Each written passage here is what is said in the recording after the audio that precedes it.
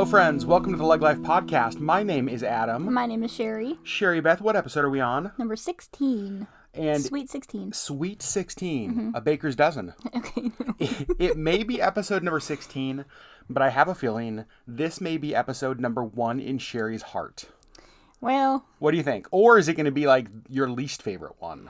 I don't know.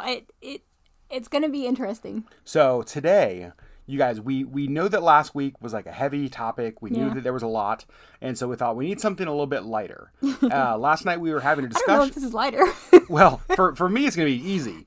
You are going to get worked up and like all fiery. Yeah, my inner bee is going to come out. We're going to, what does that word stand for, Sherri? You want me to say it? Nope. We're going to see a Spitfire version of Sherri. Yeah. Because Sherri Beth, we're talking about something that you are very, very passionate about. Yeah. And I am 100% horrible at. Yeah. What are we talking about today? Grammar. Oh, great. Uh-huh. Basically, we're talking about all of the grammar things that make Sherri the most rageful. Right. It's like some of them are just cringy and some of them actually just make me want to murder people. I wish we could have brought you guys into our living room last night when we were discussing this, because you could physically see the pain on Sherri's face as we talked about some of this stuff. And, and it's funny because most of these things I'm just like, oh, I didn't know that. I didn't know that. And Sherri looks, this episode could also be titled, Things That Drive Sherri Crazy in Grammar and Reasons That Adam's a Moron. Well, it could be titled either of those. Oh, no. Let's be honest. Well. So how are we going to do this, Sherri Beth? What are your thoughts? So I have a list here in my phone. Of course you do. Things that drive me crazy. Okay. And they're sort of divided into like actual grammatical errors and then like words that are just not freaking words. I'm so excited to see how many of those I use on the regular. Oh my gosh. Or the reg, as I call it. Sorry. Before we get into your list, though, I want to talk a little bit about your grammatical love. Now, you are somebody who, as long as I have known you, has been really good at this kind of stuff. Yeah, I think it's just something that kind of just like comes naturally to me. And honestly, it's probably something that I should have like pursued in college or something, and I just didn't. I went for art, and that went well for me. How's that going, Sherri? Super cool. No, but like, so it's just, you know, in middle school and high school, like this kind of stuff just really always came super naturally to me. Like, it was always just my easiest and most fun class. Like, I'm kind of a nerd, and I actually get excited about like prepositional phrases because I'm a nerd. So it's fine. Right. You don't even know what that is, do you? A prepositional phrase? Yeah. It's a phrase that comes along with a preposition. Oh, boy. and that's what a prepositional phrase is. All right. Sure, just keep going. Sure. We don't need to spend a lot of time this episode talking about what I might know or might not know. Oh, man. No, okay, so to bring it back, yes, like it's something that I actually enjoy and something that I feel like I'm pretty good at. And it's also something that, and this is something I don't think you knew that we talked about last night. If there is a book that I start that has way too many errors, I will stop reading it. Now, there are very few reasons that I will stop reading a book. Yeah. If it's a terrible plot line, I can usually push through just whatever, like just to finish the book. But if within the first couple of chapters I am cringing more than I'm actually enjoying the story, I'm done. Like, you're dead to me. I cannot finish the book. Now, to be fair, you have a very uniquely skilled eye for this stuff. Because I remember a number of years ago, you were reading Harry Potter. Like, this isn't like a first edition Harry Potter. No. This is like, it's been out a while. Yeah. And you kind of like huffed and puffed. And I was like, what happened? It makes me angry. Yes. And here's why. I found typos in Harry Potter. Now, there's not many. Honestly, I think there was like 2 in the entire series. And so it's not like it's overwrought with typos, but it's Harry Potter, and it's had 8,000 editions. Like, why are these typos not fixed? How many hundreds of thousands of eyes, millions of eyes, have been on these books, and why are these still sitting there? But to you, I think that the difference is that I glance over them and don't even notice them. They like jump off the page. Like, when you look at a page, that's what you see. Yeah. The things that are wrong. Now, I will say this benefited me greatly, because when I was like doing communications at the church, or really like even in like corporate world, anytime I need anything proofed, Usually now, yeah. even now, I send it to Sherri and she gets it back like a machine. We had a friend who wrote a book recently. He had you go through and proof it. And like, that's just something you're really good at. I agree with you. I think that would have been an unbelievable career for you. Yeah, I think it probably would have been something I enjoyed. Maybe you still can. Maybe I still can. Maybe career 2.0 is Sherri Legg, book Proofreader. editor extraordinaire. Yeah, maybe. Now, of the books you read last year, and then we're going to get into your list and we're going to let you rage for like 5 hours. Buckle in, people. Yes, strap in. Prepare your ears for some swears, ladies and gentlemen. I'm going to try to hold it in. That'll be a first. Last year you read about 150 books. 155, yes. Okay. How many of those do you think, in ballpark, obviously you don't know exactly, about how many of those do you think you found spelling or grammatical errors in? You know, I don't know. I mean, I don't keep track. Probably the vast majority of them. Really? If not all of them. Wow. Now, if there's, again, like Harry Potter, if there's one or two, then it's fine. Like, it's going to happen, whatever. I feel like there's not much of an excuse, just especially in, like, today's day and age where there's, like, Microsoft Word who will literally edit it for you. But if there's one or two in the book, then it's fine. Like, it's going to happen. But if it's just, like, overwrought with, I cannot. And so I just won't read the book. So then you were asking, okay, like, what were they? Like, what were the books that you couldn't finish? And I don't know, because I didn't keep track of that, because I got 1 or 2 chapters in, and I was just like, nope. You, like, so want to remove them from your memory. Like, I don't even remember what they were, and I don't even care about them. Well, they them. didn't make it to my list of books that I read, because I didn't finish them. It's so funny. And so, like, I just, they don't get added. We are very different in this way, as we will find out as we start to go through your list. So, Sherri Beth, you want to go through your list and and kind of tell us a little bit about what drives you crazy grammatically. Yeah, so I'm going to start with this pin that I found that I have pinned to one of my boards, probably many of my boards, that says, I don't judge people based on race, creed, color, or gender, which is true. But I judge people based on spelling, grammar, punctuation, and sentence structure. If your Facebook post is just completely grammatically incorrect, I'm going to think you're stupid. And I understand that's not nice, but like, how did you make it past? Like, how did you graduate high school? I don't understand. This is one of the reasons that I'm so shocked that we are married. Not because, like, I don't think that we're great together. You're not as bad as you think you are. Really? No, you have certain things that you're really, really bad at. And we'll get into those. But really, like, for the most part, you're not terrible grammatically. For the most part, I'm a moderately intelligent human. Right. Okay, perfect. Great. That's all I'm going for. Wonderful. So, Sherri Beth, give us the list. Where are we starting on this list of things? And also, I just want to say, there's going to be a couple different types of people who are listening to this podcast. There's going to be some of you who rage along with Sherri. Yeah, you're my people. Exactly. I was going to say, you are Sherri's people. There's other people that are going to be my people. And you're going to be like, huh. I didn't know that was wrong. Wait, that's not a word? I didn't know that wasn't a word. Gracious sakes. So here we go, Sherri. Take us down this Well, we're path. gonna start with the thing that you're just really bad at. Oh, no. Do you know what it is? I have a good hunch. Because I think we've had 8,000 conversations about this. Is it about commas? Yep. Oh, no. So whenever I send Sherri something to proofread, I'm just like, hey, how was it? She's like, actually, it was really good. I just had to fix the commas. It's like, we've had that literal conversation word for 100 word. times. Right. Oh, my God. Yes. Okay, so the improper use of commas. Sorry. You specifically, and really most people, will put a comma where it doesn't belong and it doesn't make sense, or you will just not put commas and there's just this long run-on sentence that's like 14 paragraphs long. Mm-hmm. Now, either way, you're wrong. And so story of my life. Right. Like, commas have their own proper place.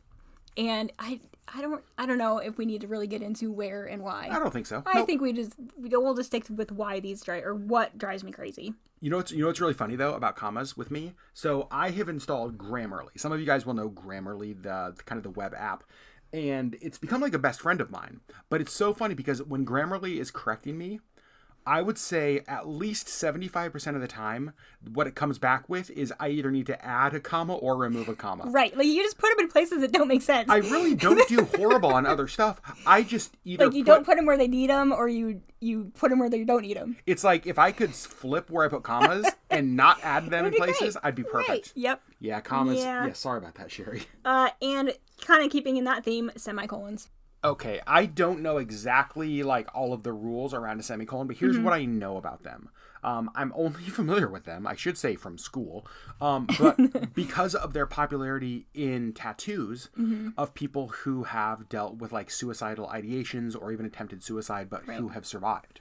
Yes. And the whole idea behind the semicolon tattoo kind of movement is that, and tell me if I'm wrong, Sherri, the way I understand this, is that when an author could have ended a story or a sentence, but made the decision to keep going, that's where a semicolon goes. Is that moderately right? Yeah. So that's the take on the tattoo, is that this person could have chosen to end their life, but I chose to keep going. But they chose to keep going, so it's more like a pause and then a continuation of of the same thought. Got it. Of the same life. Yeah. So that is what a semicolon is. It is a continuation of the same thought that could be ended with a period.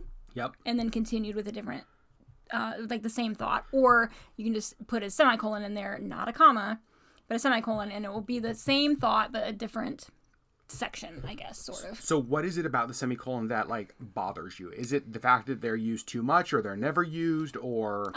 People just don't know how to use them, I think. And so, like, for me, if an author uses a semicolon improperly, I feel like they're trying to look smart, and it just makes them look stupider. Interesting. Okay. Because they'll use it as a comma, or they'll use it as a colon. And they should be like me and just use commas. You just use commas copiously. Right. So it's just used improperly, and I feel like when it's used improperly, it just makes you look like you're trying to look smart, but it just makes you look dumb. Okay, fair. Yeah. All right, what do we got next? Double negatives. Do you know what that means? A double negative would be like, I can't not do this. Right. So that means that you can do You can do it, so because double the double negative negative cancels each other out. Yes. And so when people say I didn't do nothing, that means you did something. Yeah. And so, I mean, that's improper English to begin with, but it's also a double negative. So were you impressed that I knew that? I am, actually. Well, See, good job. But double negatives are everywhere. Yep. Making plurals with apostrophes. Oh, no. I'm really bad at this. I feel like I have to ask you all of the time. I'm like, Sherri, okay, here's what throws me off. Let's have this conversation. Because to me, and maybe this is mostly with like people's names, actually. Yeah, you're not supposed to put an apostrophe in people's names either. But it's like the Johnsons. I'm like, sometimes it's Johnson apostrophe S. Sometimes it's Johnson S apostrophe. Sometimes there's no, like, I don't know what to do. If you are talking about them as a whole family unit. Yes. The Johnsons. Yes. You just add an S, no apostrophe. Okay. If you are talking about the Johnsons' house, it's apostrophe S. Okay.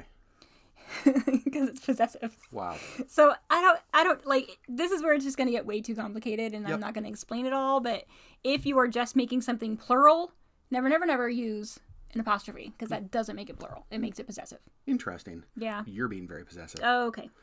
You're being a real apostrophe S right now, Sherri. All right. Punctuation outside of quotation marks. Oh no. Why you just looked at me, just so you guys know, the viewers won't see this because we're audio. Sherri said punctuation outside of, and as she started to say that, her head turned and she locked eyes with me.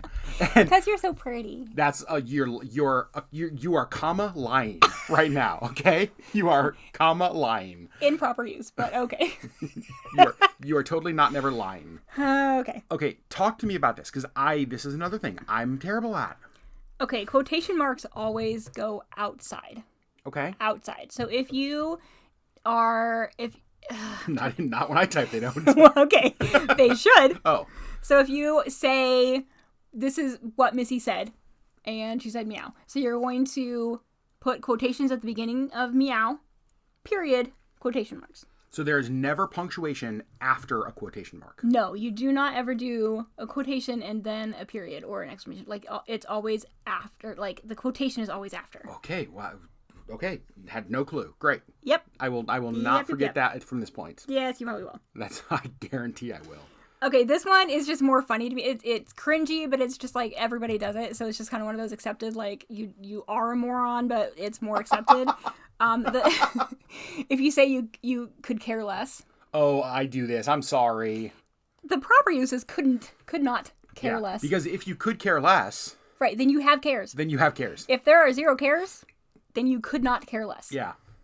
So, like everybody says that I could care less about this. Yeah. That actually means that you could I care actually less. could care. Maybe that's what they're trying to say. I actually could care less about this. That's not what they mean usually. Oh. Okay. This one, I cannot. Oh. I seen. I don't think I do this. Like, this is not... Don't. Okay, this is not something I do. This, to me, is...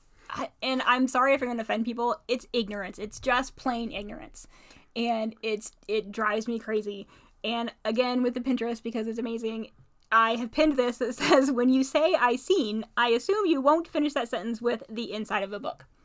Shots fired. Well, I'm not wrong. It's I see, I saw, or I have seen. It's never, ever, ever I seen. That's not a phrase. But you just look ignorant. But I seen Godzilla vs. Kong 10 days ago. You have seen or you saw. Oh, I'm kidding. Oh, I can't. Yeah, I know. You guys, Sherri, just so you know, Sherri's exfoliative erythroderma is looking much better, but she is turning a shade of red right now that has nothing to do with that. Like I'm breaking out. Because of the stress of this. Stressing me out. Okay, this is something that you do a lot as well. Ah, crud. And does it say look dashingly handsome? Yes, but also oh no, the I versus me. Oh, I do this all the time. Yeah, if you said me and Sherri are going to the store, I kind of want to punch you. Okay, great.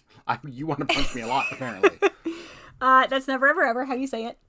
And the easiest way that I was taught in 8th grade to how to do this is to remove the and X. So if you say me and Sherri are going to the store and you remove the and Sherri, you wouldn't say me is going to the store. You would say I am going to the store. If you were a caveman, you're like, me, go to the store. All right. Maybe you'd say it then. And even at the end of sentences. It's, now I don't want to say always, like Sherri and I. Yeah. So yes, that proper use is actually you put the other person before yourself always. Okay. So this is I a good or rule, and rule me. In life. Right. Always put people before yourself. But also it's just, and there's a Michael Bublé song where he does it wrong and it drives me crazy. Really? Yes. That's funny. And I don't know. And the him or he, like him and I, that's not how you would say that. It'd be he and I. Huh. It drives me nuts. I'm learning so much right now. I know. Okay, now this one is, again, it's all over social media, and it's the you or your, the there, yeah. the our. I feel like I'm good with this. You are good with this. This is one thing I feel, in fact, I would say that most times I mess this up. It's because of my phone changed something. Right. I feel like I understand this one pretty good. Yes. So the one with the contraction, the YOU that's when apostrophe that's RE. when the baby is coming. Okay. And you start having those. When you see the little apostrophe in there, yeah, that means it's 2 words. Like the apostrophe is replacing a letter. Correct. Or a group of letters. So this means you are. Yep. And if you use the YOUR in place of that, you just look dumb. Yeah. Totally. And then the there, same thing. The apostrophe means they are. Yep. It just drives me crazy. So, and the could've, should've. Could have. Yes. So, and this is basically just lazy English. Okay. So the actual use is could have, should have, would have. We have shortened it into with the apostrophe. Could have, would have, should have. Replacing the HA. Yep. So it's actually could have, but you are putting that apostrophe in to replace the HA, so it's could have. What about could have? But then people, well, that's just a whole other thing, but but then people assume that it means could of. Could have, yep. And I could have done that. Nope. It's just not. Please don't use of. Do we need to take a break and just go for a walk and get some air? Are you doing okay? I'm good. I'm okay. good. That's what I mean. Do we need to check your heart rate? I'm okay. Okay, let's do this. Let's talk about than versus then. Okay. This one you were actually terrible at when we first got married, but you've gotten better. And here's my thing. So I think I've shared this on a lot of podcasts. I've never in my whole life been like a reader or somebody who like enjoys this kind of stuff. When I did English, I'm sure there's something wrong with that. Took English in school? When I took English in high school, the things that I loved were things like poetry and things like creative writing. It was always about the creative side, not the structure side. Right. You know what I mean? And so for me, I've never been good at this kind of stuff, but the thing with me is I genuinely have a desire to learn and to not be wrong. You know what I mean? And so it's like, if there's something that I do wrong, I want to know what that is because I want to get better. I don't want to sound like a moron. Well, that's the thing is like, you understand that there is a group of people like me who will read a post or something that you put up, whether it's for you or for a client. Exactly. And we'll look at that and say, oh, that person clearly didn't even graduate high school. Exactly. You just look like a moron. And so, like, it just makes you look unprofessional, I think, if you're using poor grammar. Totally. We were saying, speaking of people who, like, are like you, we did have the thought that we should do this podcast with Auburn. But we figured it would be way too long. But I was like, that's like a 10-hour podcast. If the two of you were talking about, like, grammar stuff, it's like a 24-hour live stream. Right. Just, like, never ends. Just grievances. So what else do we got, Sherri? Because so far I'm not feeling bad about myself. Like, there's not really been anything in here that surprises me about, like, what I do or don't do. Yeah. Do we need to talk about a lot? Let's talk about this one, because this is... This is something that you put in a post today. What? Yep. Today or yesterday, where you said ALOT as one word. Ah. Not a word. Not a word. I'm sorry. A lot. Yes. Oh, yes. Man. Always two words. You wouldn't say a little as one word. Right? I might. Oh, okay. Most of you shouldn't. And apart is that something one a lot. that you do a lot, and I have tried to explain it, and I don't know a good way to explain it, but apart, A-P-A-R-T, as a word, is actually a word. Yes. And versus the two words, a part. It's just kind of knowing when they're appropriate. Yeah, or when they should be apart. Yes. How about that, Sherri? Good job. Thank you. Yes. Let's talk about definitely versus Defiantly. This is just a spelling error mostly, I think. Like, people are just too lazy to learn how to actually spell definitely. That's me. But That's me totally. It drives me nuts. Yep. Because you are defiantly not doing something. You are defiantly refusing to learn how to spell definitely. That's really funny. You're exactly right. Oh my goodness. Okay, can we just talk about words? Uh-oh. That drive me crazy. You did one last night that you corrected yourself. Oh, you guys. You were like, dang it. So we had this conversation, and I got up, and I was like leaving the room. I don't know where I was going. And I said a word, and I literally stopped in my tracks and like, turned dang around it. and looked at Sherri. And corrected the word. I was like, I caught myself. And again, I think this is just a laziness thing with the English language. It's completely a laziness thing. Using the word member instead of remember. Yeah. Remember when we did this? I was like, remember when we did this? And I was like, oh no. Like, and it was so funny because like I felt it coming out of my mouth. It was coming out of my mouth slow like molasses. Like I felt it rolling out, but I couldn't catch it. I was like, member. It was like, I'm a moron. Well, yeah, that's just total laziness. There's no other excuse on that. And I'm guilty of that too. Like it's just a lazy. You're not using your full range of word. But remember when we did this? Think of the time I saved. Okay, sure. Okay, I'm just gonna kind of go through this list here, and I'm gonna try not to throw the microphone. But supposedly. Oh no. It's not a word. It's not a word. Supposedly is the word. Supposedly. Ugh. You know what it makes me think of? I showed Sherri this TikTok recently, and it makes me laugh so much. It's from the podcast of one of the guys from Impractical Jokers, and he has this guest on the podcast, and he calls it Tupperware. He's like, "Hey, I'm at Tupperware." And he's like, "Hey, wait, what did you say? Say it slower. Say it slower. Tupperware." He's like, "No, first word, first syllable." He's like, "Tub." He's like, "No, baby." He's like, "You're throwing bees at me. It's peas. Tupperware." And so when I hear supposedly, I'm like, "No, you're throwing bees at me, baby. It's peas." Right. Yeah.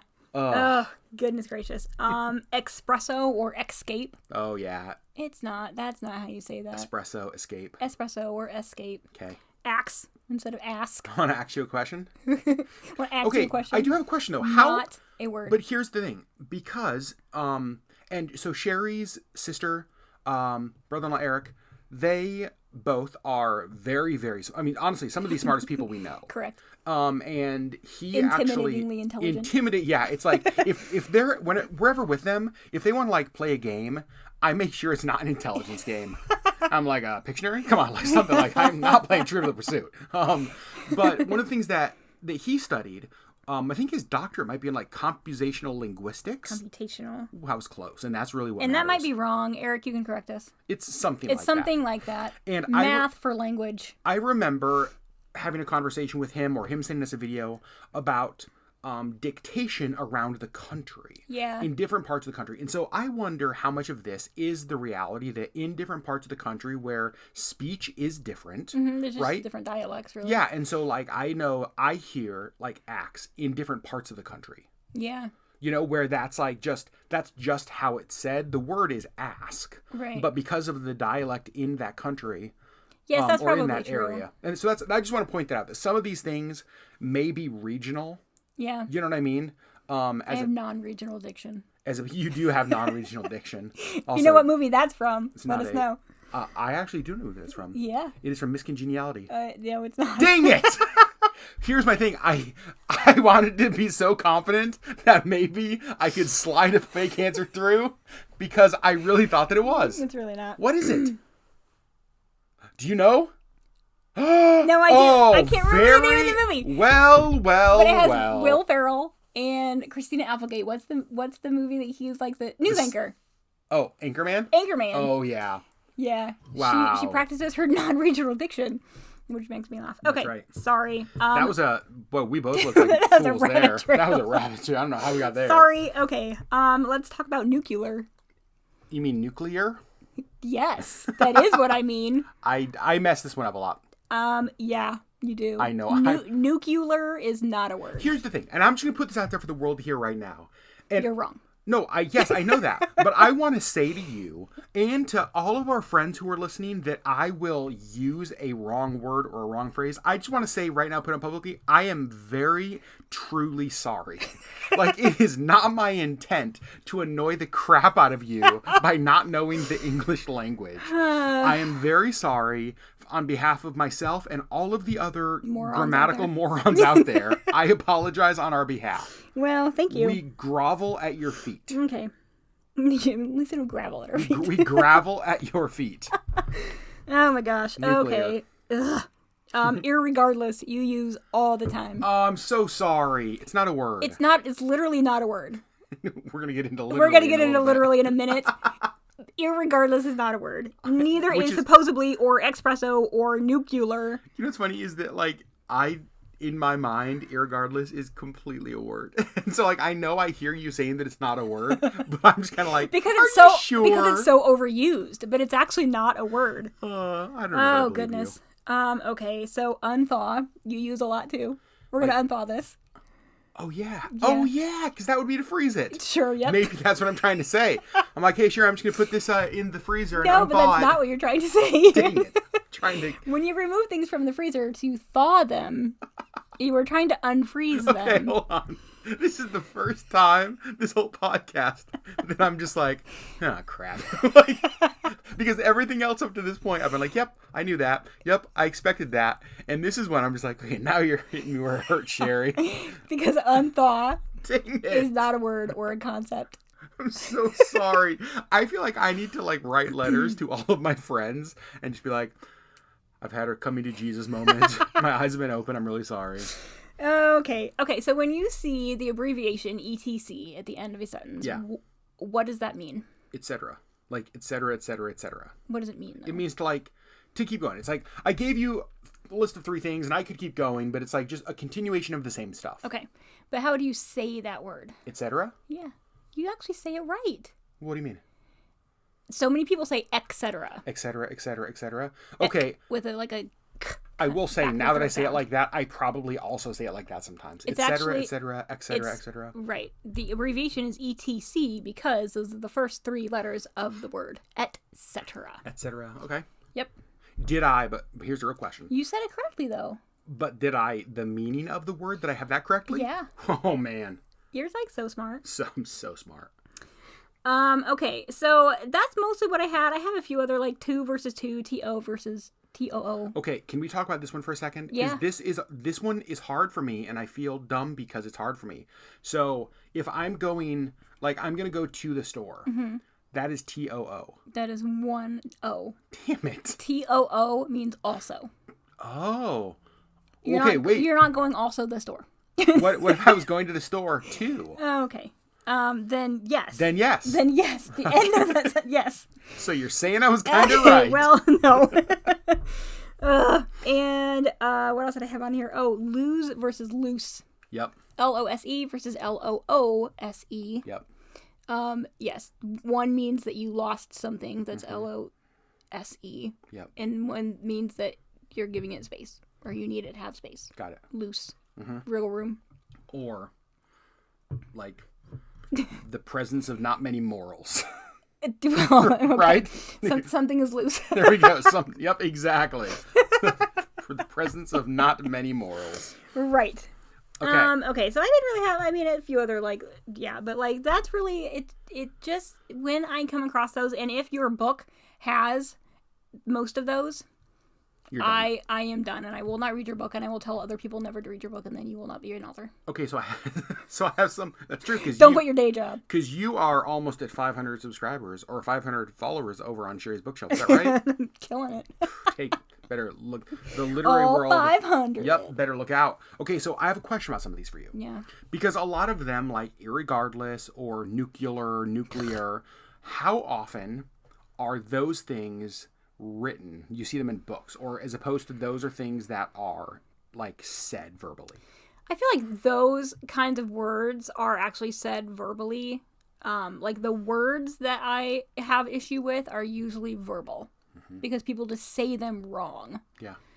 The your kind of stuff and commas and semicolons and I seen. No, actually, no, I wouldn't even put that. Double negatives, that kind of stuff. Those are in books. Okay. That I, like, if there's enough of those in, like, the first chapter or You're so, I'm done. Do you feel like... Because it's just painful to read. I have to, like, push myself to even understand what you're trying to say. With books, do you feel like you see more grammatical errors or spelling errors, like typo kind of things? I probably see more grammatical errors. Interesting. Yeah, like, and honestly, I think part of it is that, I mean, I hope people are probably using spell check, at least. That's true. Some kind of spell check. So they're getting most of their words mostly spelled right. And things like Grammarly are still fairly new and maybe not 100% accurate. Right, yeah. So yeah, most writing programs probably have some form of spell check. So most of your words are hopefully spelled correctly. Supposedly would not be in there, like, because it would correct it to supposedly. Oh, yeah? But grammatical things like commas everywhere or nowhere or that kind of stuff, like, those are more likely to be missed because a spell check won't catch that. That makes sense. So, Sherri Beth. Yeah. We're coming to the end of this. We need to discuss the word. One more word. One more. Oh, no. I didn't. Literally. Oh, no.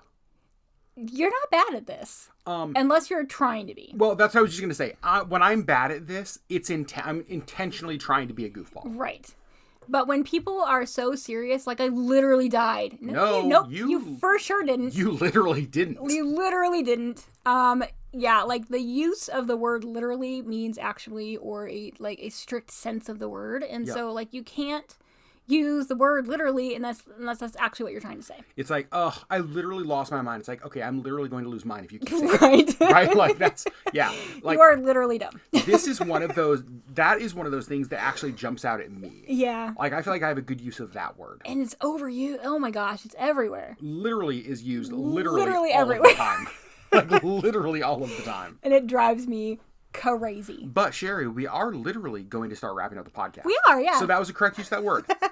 I need to know, though. Yeah. Now that we're coming to the end. Yeah. How's your heart rate? How are you feeling right now? I'm okay. Are you okay. sure? Yeah, I mean, and these, like, it's just funny to me. Like, I understand that this is not actually a reason to get, like, angry. No, but you care about this stuff. But I just, so for me, like, part of me is just, like, I understand, like, there's different levels of education and whatever. But people that have, like, actually graduated high school, that have actually graduated college, how did you do this and not know these things? Like, who are the teachers who are passing you? Because we need to have words. Well, supposedly they got their diplomas. I'm sorry. Irregardless of it. I really appreciated this podcast because I love hearing you talk about this stuff, but also this kind of thing genuinely helps me. Because yes. like I said earlier, like I want to get better at this. Like I don't get better at it without correction. Now there's good ways to correct and bad ways to correct. Like, hey moron, stop using your words. Like this may not be the best way. Right. Yeah. But I do want to get better at this. And yeah. And so I'm curious, for those of you guys who are listening, I want to know, are you in this conversation Team Sherri, where you notice this stuff and it drives you crazy? Or are you like Team Adam, where you maybe not the best, but you'd like to get better? Yeah. And here's what we want to do. We did this last week, and several of you guys, or a few of you guys at least, participated, and I loved it so much. On a podcast, there's not a great way to interact with you guys. Yeah. And so, right, there's not like there's comment not a section. Yeah. Yeah, and so what we decided to do is we're going to use our YouTube community tab to interact with you guys around these topics for the podcast. So if you go over to the LeggLife YouTube page, you can just go to YouTube and search LeggLife, and you're going to see a little tab there on our page that says community. And on there, we're going to put up a post where we can interact around this topic. So if you have questions, I want to hear your feedback. I want to hear your thoughts. I want to know, some of you guys, Sherri just may have become your favorite person in your entire life. For others of you, you may dread ever having a conversation with Sherri in your life. Well, at least a written one. At least, well, I don't know, or a spoken one. Well, depending on if you know words or not. That's a good point. But yeah, it's just something that I'm passionate about, and I understand that it's just ridiculous. But for me, like you were saying, like I want people to get better at it because I feel like it looks more professional. Mm-hmm. You look more educated. I don't know, you just look less ignorant if you actually know how to use the English language. Makes sense. And I have one more little pin for you. Let's hear it. It says, my life is a constant battle between wanting to correct grammar and wanting to have friends. That is the because most I feel true. like I have to choose. That's the most true ever. Because really, if I corrected everybody's like Facebook posts, grammar wise, you'd be that person. I would be that person, and I would have no friends. And here's the thing, like we've all seen that person. Oh sure. Like who just like trolls posts and is just like correcting every grammar.